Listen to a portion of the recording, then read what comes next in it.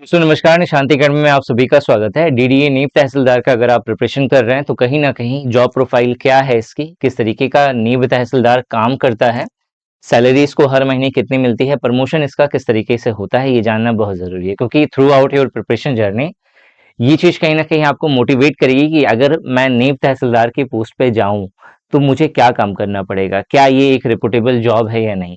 क्योंकि अगर आप चीजों को समझ लेते हैं ना कि एक्चुअल में जॉब प्रोफाइल क्या है, तो कहीं ना कहीं आपके प्रिपरेशन के दौरान ये आपको हमेशा मोटिवेट करता रहता है कि भाई ये चीज बन, क्योंकि this is really what a person want. ठीक है, तो नीव तहसीलदार के बारे में हम लोग आज जानेंगे आज की क्लास में। ठीक है, जॉब प्रोफाइल, सैलरी स्ट्रक्चर और प्रमोशन किस तरीके का होता है। सबसे पहले अगर आप इसका जॉब प्रोफाइल समझेंगे तो ये एक रेवेन्यू एडमिनिस्ट्रेटिव ऑफिसर होता है। ठीक है, बहुत बड़ी बात है। अगर आप इसके अंदर जो डीडीए एक्ट आपका मेंशन करा गया है, अगर उसमें आप लैंड रेवेन्यू एक्ट पढ़ोगे तो लैंड रेवेन्यू एक्ट के अंदर ये साफ साफ मेंशन है कि जो भी रेवेन्यू ऑफिसर्स हैं, एडमिनिस्ट्रेटिव ऑफिसर्स हैं, उसमें से एक इंपॉर्टेंट पोस्ट है नेब तहसीलदार की। नेब तहसीलदार जो है आपका ये एडमिनिस्ट्रेटिव ऑफिसर के अंदर भी आता है और साथ ही साथ ये कोर्ट का जो ज्यूरिसडिक्शन एरिया होता है उसके अंदर भी ये आता है। ठीक है, कैसे आता है, जब मैं अगर एक्ट वाली जो वीडियो अगर आपने मेरी देखी है फर्स्ट पार्ट, अगर आप उसको देखोगे तो और अच्छे से क्लियर हो जाएगा। और अगर कोर्स लिया हुआ है अगर आपने निशांति अकेडमी का, तो और अच्छे से वहां पे मैं डिटेल में क्लियर करूंगा।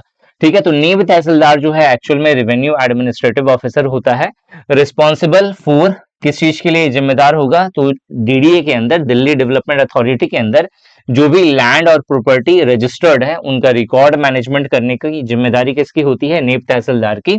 इसके अलावा डीडीए ज्यूरिसडिक्शन के अंदर जो है, चूंकि ये पड़ता है, तो डीडीए ज्यूरिसडिक्शन के अंदर जितने सारे लैंड और प्रॉपर्टी आती हैं उन सभी चीजों का क्रॉस चेक करना, उन सभी चीजों को एक बार क्रॉस चेक करके वेरीफाई करना कि सारी प्रॉपर्टी सही है या नहीं है, उनका मोटेशन हो रखा है या नहीं हो रखा है, ये सारी जिम्मेदारी किसकी होगी, रेवेन्यू एडमिनिस्ट्रेटिव ऑफिसर की। ठीक है, इसके अलावा जो ऑफिसर होगा वो असिस्ट करता है collection of land revenue, land revenue को कलेक्ट करने में हेल्प करेगा।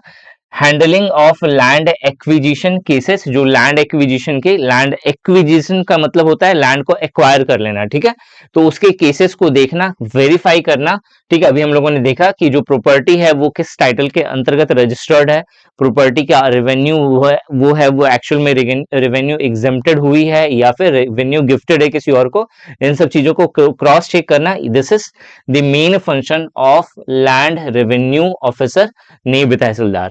ठीक है, नेचर ऑफ जॉब में एक्चुअल में देखा जाए तो एडमिनिस्ट्रेटिव ऑफिसर का जॉब है, एडमिनिस्ट्रेटिव ऑफिसर बहुत बड़ी पोस्ट होती है और फील्ड बेस्ड जॉब है। फील्ड बेस्ड जैसे कि हम आपने अभी देखा था कि आप देखो यहाँ पे एक ये नेब तहसीलदार है, तो नेब तहसीलदार जो है लैंड वाले एरिया में, जिस पर्सन का भी लैंड होगा वहां पे जाकर के इंस्पेक्शन करना, चीजों को क्रॉस चेक करना।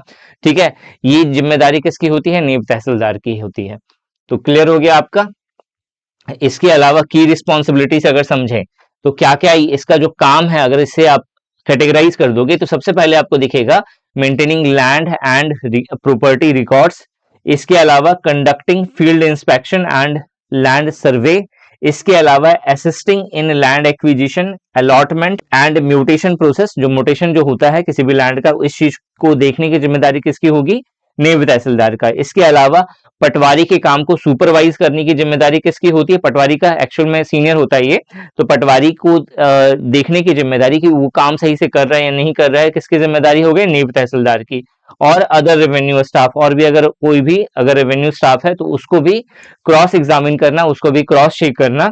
ठीक है, ये भी जिम्मेदारी किसकी हो गई, नेब तहसीलदार की। Handling revenue dispute and preparing reports. Clear हो गया यहाँ पे। नेक्स्ट अगर हम लोग बात करें वो है यहाँ पे career growth and promotion. Career growth में अगर देखा जाए, नेब तहसीलदार जो है कुछ सालों के बाद क्या बनता है, तहसीलदार की पोस्ट पे आता है। तहसीलदार के बाद असिस्टेंट डायरेक्टर, ठीक है, जिसको हम लोग लैंड मैनेजमेंट ऑफिसर भी कहते हैं। इसके अलावा डिप्टी डायरेक्टर, उसके बाद जो है डायरेक्टर ऑफ लैंड जो है ये बनता है। एक्चुअल में ये प्रमोशन का पूरा स्टेप है और आपको नेब तहसीलदार से तहसीलदार बनने में आपको 5 से 6 साल का समय लगता है। और उसके बाद फिर आगे की पोस्ट जो है आपके क्वालिफिकेशन वगैरह सब पे, आप कितना एक्सपीरियंस हो, कितना आपने कितना अच्छा से आप काम कर रहे हैं, इन सब चीजों पर डिपेंड करता है। ठीक है, Naib Tehsildar are promoted based on seniority, मतलब आप कितने सीनियर हो, परफॉर्मेंस आप कैसा काम कर रहे हैं, एंड डिपार्टमेंटल एग्जाम्स, जो डिपार्टमेंटल एग्जाम्स भी होते हैं आप उसके द्वारा भी जो है आप ऊपर की पोस्ट पे रिक्रूट हो सकते हैं विथ एक्सपीरियंसेस, अगर आपके पास एक्सपीरियंस गेन होता जा रहा है उसके अकॉर्डिंग। ठीक है, क्लियर हो गया। सैलरी स्ट्रक्चर की बात करें तो अगर आप देखेंगे तो डीडीए के अंदर जो नायब तहसीलदार की पोस्ट मेंशन करी गई है, ये लेवल 6 का आपको यहाँ पे पेमेंट मिलता है 7th सीपीसी के अकॉर्डिंग। तो यानी कि आप अगर देखोगे तो ये ग्रुप बी लेवल का गैजेटेड पोस्ट है, और इसमें जो बेसिक पे है स्टार्टिंग की वो 35,400 रुपए है। 35,400 से समथिंग मेंशन होगा, मतलब स्टार्टिंग में आपको 35,400 का बेसिक पे मिलेगा, फिर जैसे जैसे हर साल वो चीज इंक्रीज होती जाएगी। ठीक है, तो 35,400 का बेसिक पे होता है, इसमें डीए आपको 58% मिलता है, एचआरए 27% मिलता है, टीए जो है आपको 5,688 रुपए मिलता है। तो ग्रॉस सैलरी निकल के आएगी 71,178 रुपए की। अब 71,178 रुपए आपको ग्रॉस सैलरी निकला, इसके बाद आपका एनपीएस जो है 10% कट जाता है, तो ओवरऑल 5,593 रुपए जो है आपका पीएफ वगैरह सब में डिडक्ट होता है, और जो इन हैंड सैलरी आपको मिलती है वो 65,585 रुपए का आपको जो है पर मंथ का जो है इन हैंड सैलरी मिलता है, मतलब सब कुछ काट के जो आपको पैसा मिलने वाला है वो इतना मिलने वाला है। ठीक है, मतलब एक्चुअल में सैलरी आपकी यही है, लेकिन इसमें से कुछ टैक्स वगैरह सब डिडक्ट होता है, कुछ आपका पीएफ में प्रोविडेंट फंड में डिडक्ट होता है, तो ओवरऑल जो सैलरी मिलेगी वो 65,585 रुपए, ये आपका जो है टोटल सैलरी होगा। ठीक है, अगर आप इसका प्रिपरेशन करना चाहते हैं या डीडीए के किसी भी एग्जाम का प्रिपरेशन एक सटीक वे में, एक सटीक कोर्स के साथ, एक डेडिकेटेड कोर्स के साथ करना चाहते हैं, तो निशांत ई एकेडमी का एप्लीकेशन प्ले स्टोर से जरूर डाउनलोड कर लीजिएगा। यहाँ पे आपको चीप एंड बेस्ट प्राइस पे आपको क्वालिटी कंटेंट मिल जाएगा। इन कोर्सेज के ऊपर में अगर आपको एक्स्ट्रा डिस्काउंट चाहिए तो मेरा व्हाट्सएप नंबर आपको स्क्रीन पे दिख रहा होगा, आप स्क्रीन पे जो भी करंट कूपन कोड चल रहा है आप उसके लिए अप्लाई कर सकते हैं, और दिवाली तक आपको यहाँ पे जो भी ऑफ के बाद जितना भी आपको ऑफ दिख रहा है उसके बाद जो आपको फाइनल जो प्राइस दिख रही है इस पे भी आपको 35% का ऑफ मिल रहा है, और ये जो ऑफर है ये दिवाली तक ही एग्जिस्ट करेगा, उसके बाद कभी नहीं आएगा। 35% बहुत ज्यादा होता है, लेकिन हम लोग आपको दिवाली तक के अंदर अगर आप कोई भी कोर्स परचेज करते हैं डीडीए का तो आपको 35% का आपको एक्स्ट्रा डिस्काउंट मिलता है, मतलब जो भी डिस्काउंट है उस पर आपको 35% और कम हो जाएगा प्राइस। तो आप चाहें तो डीडीए के कोर्सेज को परचेज कर सकते हैं। ठीक है, अगर आपको कूपन कोड की डिमांड है, अगर आप कूपन कोड चाहते हैं तो बहुत सिंपल है, निशांत एकेडमी का जो व्हाट्सएप नंबर आपको स्क्रीन पे दिख रहा है, आप coupon code for DDA exam अगर आप टाइप करके भेजोगे, जो एग्जीक्यूटिव है वो आपको कूपन कोड जो है करंट में जो रनिंग हो रहा है वो आपको प्रोवाइड कर देंगे। Thanks for watching this video and wish you good luck for your paper.